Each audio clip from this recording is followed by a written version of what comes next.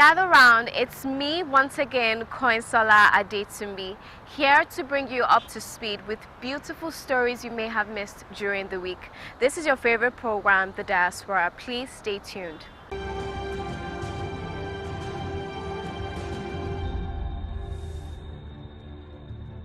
It is always heartwarming when someone comes to your help when it matters the most. This is a story of 30 Nigerian girls who were among the 150 Nigerians stranded in Lebanon.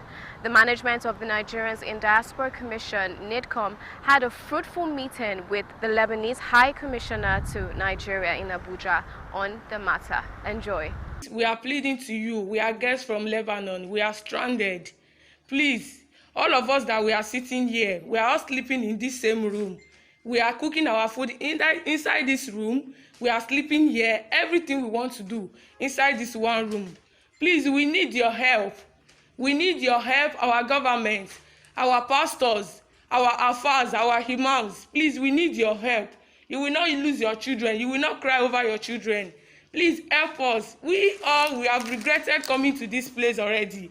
Please, we need your help. We need to go back to our father's land. We want to come home. Please, everybody, please, plead to the government that we want to come home. Tell them we want to come home. Please, we are begging you. Please help us. Help us. We want to come home. Mohamed Buhari, please help us. Help us. Help us. Otedola, Honorable Adeleke, please help us. Honorable Adebutu, please help us. Help us. Pastor T.B. Joshua, we are begging you. Pastor Adeboye, help us. Pastor Omega, Apostle Justice Sulaiman, please help us. Don't let us die in this place. Help us. Thank you. May God bless you and your family. Pastor Genesis, please help us. Please help us. Abike Dabiri, please help us. We are also very happy we heard that on your own you are also working to get these girls back to Nigeria. This is important to us because the relationship between Lebanon and Nigeria goes a very long way back. And these small happenings that are happening cannot just come and destabilize a long-standing relationship. So we are working together to get these girls back to Nigeria. I would like to announce that the Lebanese community has stepped in to finance the return of 150 girls that are stranded in Lebanon. That is on top of the 150 girls that we have returned previously. Also, I would like to commend the government of Oyo State for paying for 55 girls, for the return of 55 girls from his state. As you well know, Doctor, that we have been in close cooperation with the Embassy of Nigeria and Lebanon, and by a close follow-up from NIDCOM and the Honorable Chairman Abike. And we thank you for your follow-up. And of course, I don't fail to mention the cooperation of the Ministry of Foreign Affairs. Thank you. And this, we want to end, we don't accept that any Nigerian citizen is mistreated. We have to stop these agencies from sending these girls to Lebanon. And although the number is small, compared to the number of girls that are trafficked to elsewhere in the world, that is in the tens of thousands.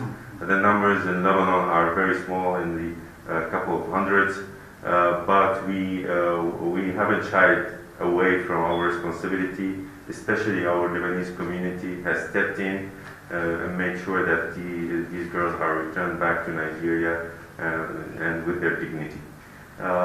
So we hope that this will end this ordeal, and we will stay in close cooperation with the Diaspora Commission, and also I don't fail to mention the Diaspora Committee, House Committee Chairman, who's working with us closely, and hopefully we will be able to bring all these girls back to Nigeria. The first, I think they'll be coming in two groups. One will, on the 12th of August, there is a flight to Lagos. It will bring around 110 girls, and the rest, the 40 others, will be coming to Abuja on the 16th of August. Kudos to the Nigerian mission in Beirut, the Ministry of Foreign Affairs, NIDCOM, the Lebanese community, Ogun and Oyo State governments, as well as other strategic partners. Ticking the accolade box is Mr. Pascal Uche, an English-born Nigerian who was among the youths that welcomed Emeritus Pope Benedict XVI to Britain in 2010 at Westminster Cathedral.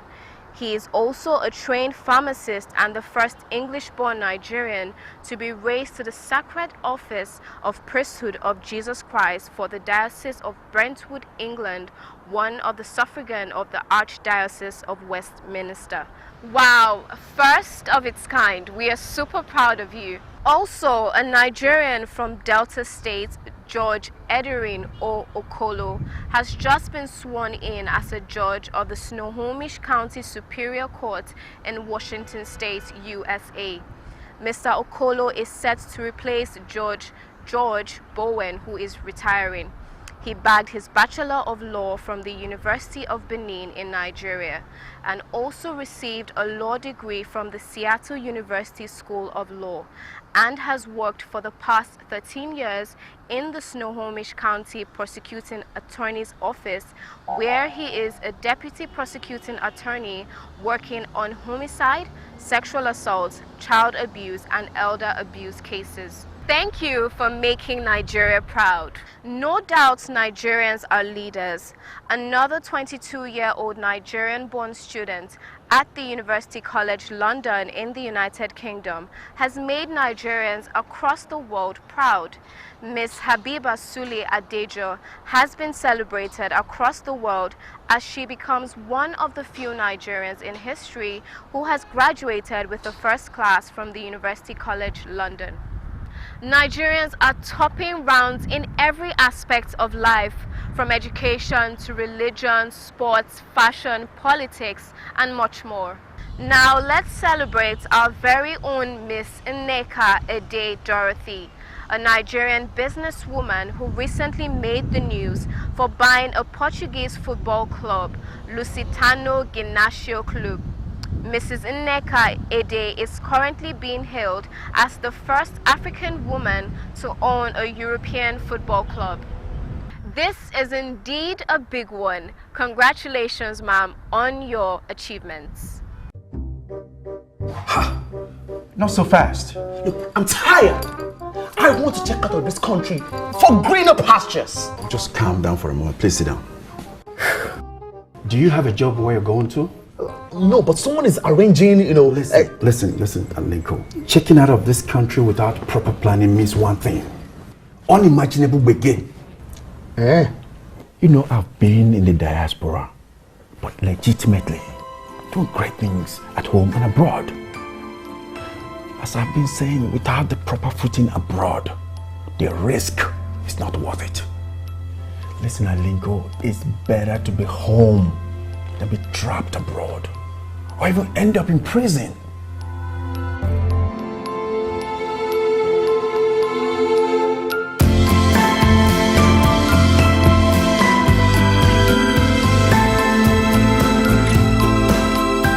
Evacuation update.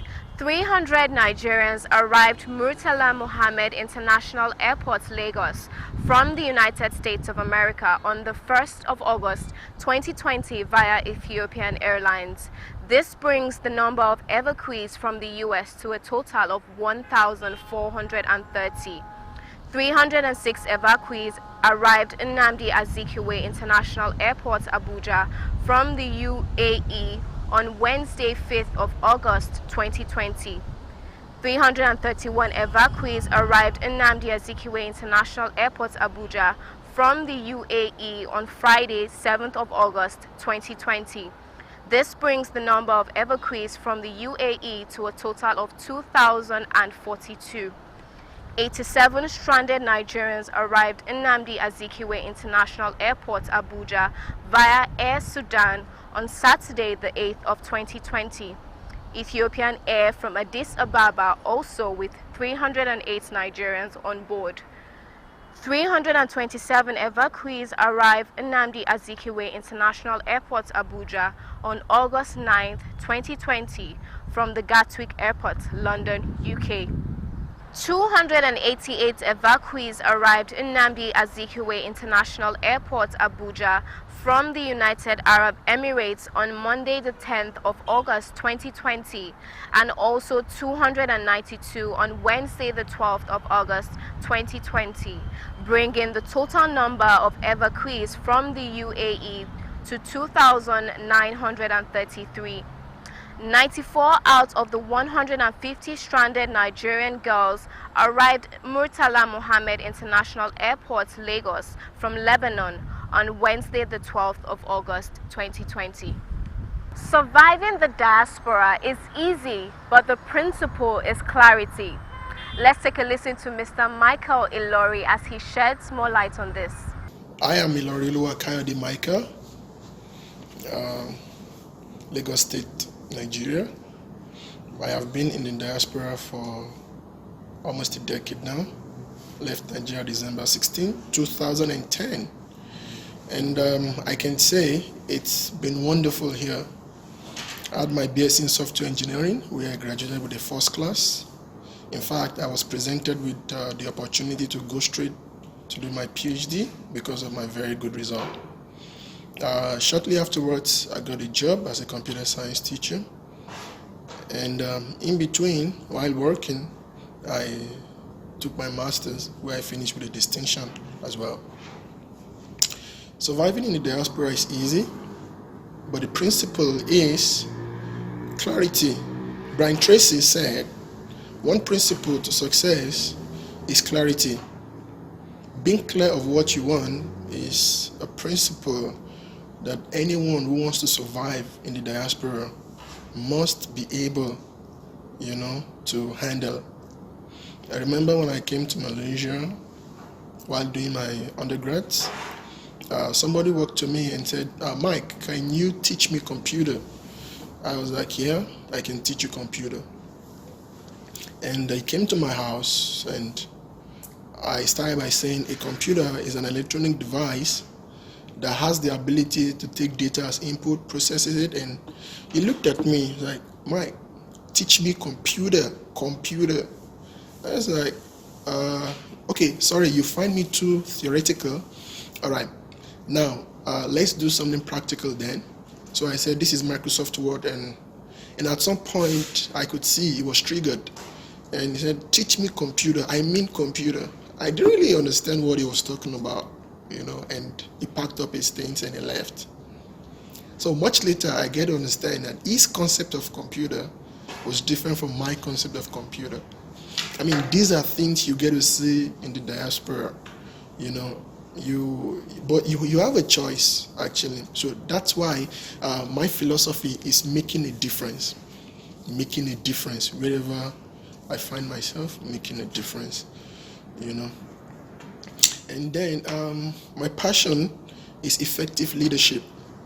I was once the president of Megastars, where I led a number of students, and it was amazing. In fact, the director of student affairs called me and said, we would like you to be the president of the school, for international students. And I declined because I was already a president, So, yeah, effective leadership. One thing I will say is, in the diaspora, we do not expect that the locals and the foreigners, Nigerians, should be treated at par. You can find such a community where indigenes and foreigners are treated like exactly the same. But then the reality is, we also should be considered as human, especially during this pandemic. A lot of benefits, went to the locals. And at some point I was thinking, do they really care about us? Do they think we are human as well? But then it's one of those things. Determination is necessary if anyone is going to survive in the diaspora. Determination is a key. You know, currently I founded a company called Lori Mees Global Ventures. You know, and I can say it's easy to survive in the diaspora, but determination is important. And one more thing, there are lots of talent out there, and not just in Malaysia, everywhere there are lots of talent, but we don't have a platform to harness this talent to build our great country, Nigeria. So everyone out there, I want you to understand that the exposure you have learned, the knowledge you have, the skills you have learned in the diaspora, let's go back home. Let's build a country that the coming generations will be proud of. And it's possible. The responsibility lies on you and it lies on me. And I hope one day we will be grateful. And now let's celebrate some of our frontline heroes. Dr. Adeyemi Koka, MBBS, MRCOG, Certified Laparoscopic Surgeon, RCOG, CPE, PGD, Law, Middlesex. Dr. Adeyemi Koka is one of very few doctors in England owning private establishments. Westland Medical Center. He achieved this in collaboration with 6 other colleagues. This hospital serves the local community of Hornchurch in Essex. Dr. Adeyemi Koka is a consultant gynecologist at Northfield Health Brentwood Hospital, Essex and Barking, Havering and Redbridge NHS Trust. He is a BSUG accredited urogynecologist who performs both open and laparoscopic continence surgery, such as laparoscopic colposuspension, laparoscopic sacrocolpopexy, Bulkamid bladder neck surgery, and bladder Botox. In his early career, he was a junior doctor at Guy's Hospital, London, and had the Oxford rotation for his registrar training. He completed his gynecology training at St. Mary's Hospital, Paddington, where he gained accreditation in laparoscopic gynecological surgery. He also studied law at Middlesex University, boosting his portfolio. Dr. Adeyemi Koka is a member of both the British Society of Urogynecologists and Gynecology Endoscopists. He was the lead consultant gynecologist at Queen's and King George's Hospital and lead consultant in laparoscopic surgery for Barking, Havering and Redbridge University Hospitals, NHS Trust. The doctor cum lawyer is a well-decorated officer for establishing a handful of accredited national centers for complex management of endometriosis, a gynecological disease that causes excruciating pain and infertility in females of childbearing age. Dr. Koka has made an invaluable contribution to women's health. He also undertakes work in Nigeria on charitable basis.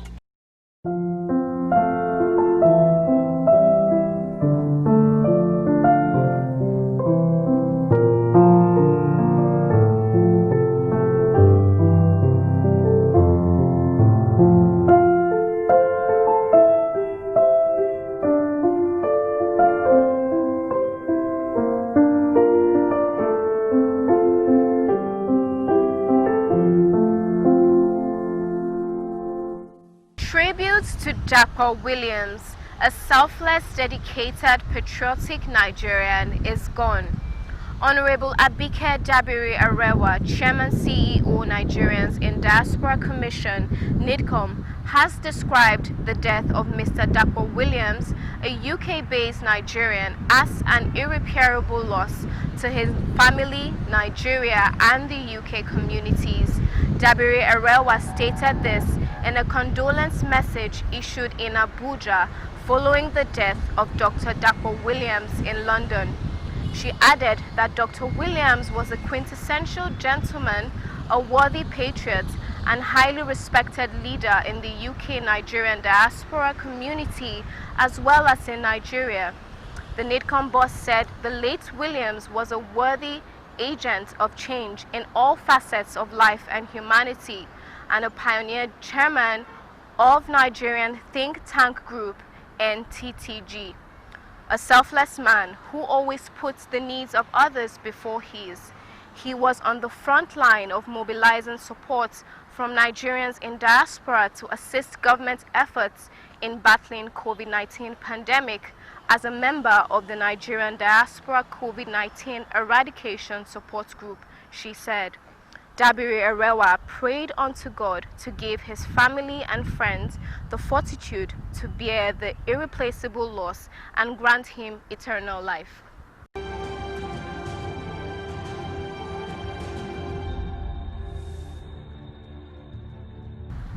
Tribute to Michael Ojo.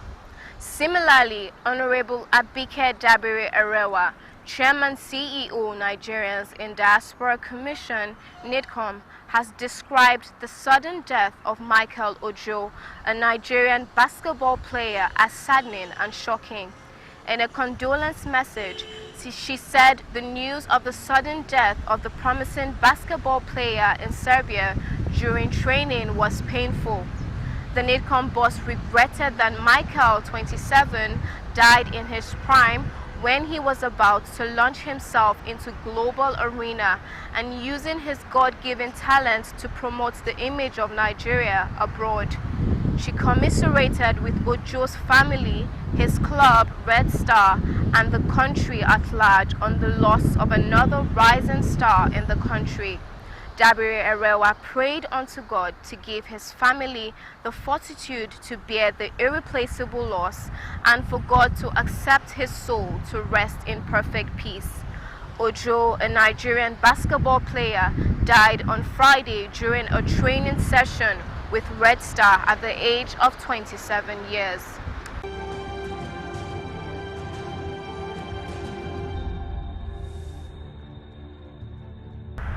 Thank you for staying all through the program. We hope it's been worth your while.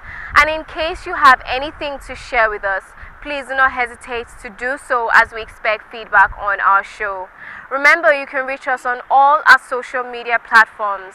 On Facebook at Nigerians in Diaspora Commission, on Twitter at NIDCOM_gov, on our Instagram page at NIDCOM_gov, and on our YouTube page at NIDCOM_gov.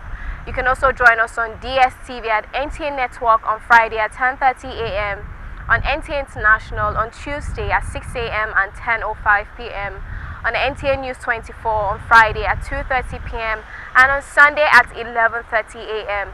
You can also join us on WAP TV on Thursdays at 9 a.m. and on WTV on Wednesdays and Sundays at 8 p.m. I remain your host, Koinsala Adetumbi. See you next time.